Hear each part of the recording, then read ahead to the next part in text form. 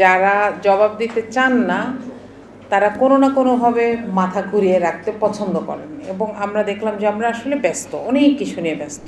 বাংলাদেশ ভৌগোলিকভাবে গুরুত্বপূর্ণ, এটা আমরা খুব খুব কমন জানি। এটার ব্র্যাকেটে একটা কথা থাকে, এটা হচ্ছে গরিবের বউ, তাই না? যে ভৌগোলিকভাবে গুরুত্বপূর্ণ মানে সবাই এখানে বেনিফিট খুঁজবে, কিন্তু এখানে কি রেখে গেল এটা খুঁজবে না। দলের সাথে দেশের সম্পর্ক থাকে, দলের সাথে দেশের সম্পর্ক থাকা উচিত না, বড় কথা হচ্ছে এটা।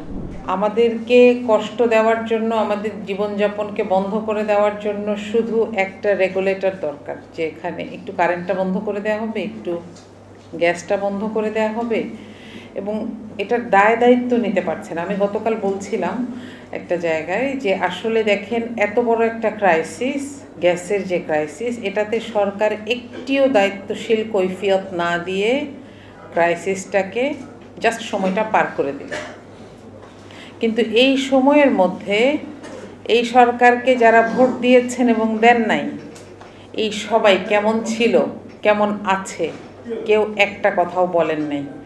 এটাতে আরেকটা সৌভাগ্য ছিল যে এখানে আসলে অধিবেশন চলছে না সংসদের, এ কারণে আমরাও যে খুব বেশি প্রশ্ন করতে পারবো, তাদেরকে দিয়ে কথা বলাতে পারবো, তাদের রেসপন্সগুলো আপনাদেরকে জানাতে পারবো, এই সুযোগটা আমরা পাইনি। যারা জবাব দিতে চান না তারা কোনো না কোনোভাবে মাথা ঘুরিয়ে রাখতে পছন্দ করেন এবং আমরা দেখলাম যে আমরা আসলে ব্যস্ত, অনেক কিছু নিয়ে ব্যস্ত।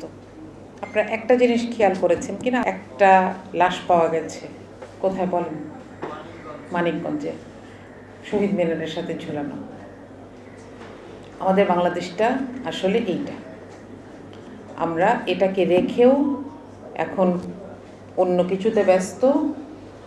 আমরা একজনের চোখ চলে যাচ্ছে, একজন শহীদ সালাউদ্দিন গতকাল একজন মারা গেছেন, তার জন্য ব্যস্ত নাই।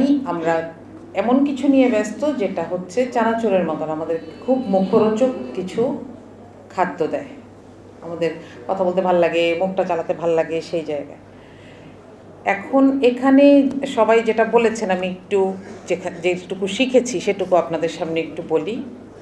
প্রথমটা হচ্ছে ভারসাম্যপূর্ণ কূটনীতি এবং বাণিজ্য নীতি, অর্থাৎ কে আমার শত্রু, কে আমার বন্ধু, তার চাইতে বড় ব্যাপার হচ্ছে আমার কোথায় স্বার্থ, এটাকে ধরতে পারাটা জরুরি।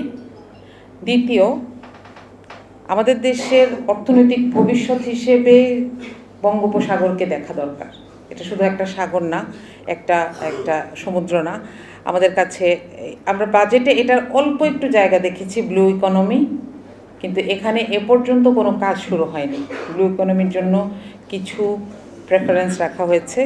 তৃতীয়ত যেটা শুনেছি যে বাংলাদেশ ভৌগোলিকভাবে গুরুত্বপূর্ণ, এটা আমরা খুব খুব কমন জানি। এটার ব্র্যাকেটে একটা কথা থাকে, এটা হচ্ছে গরিবের বউ, তাই না?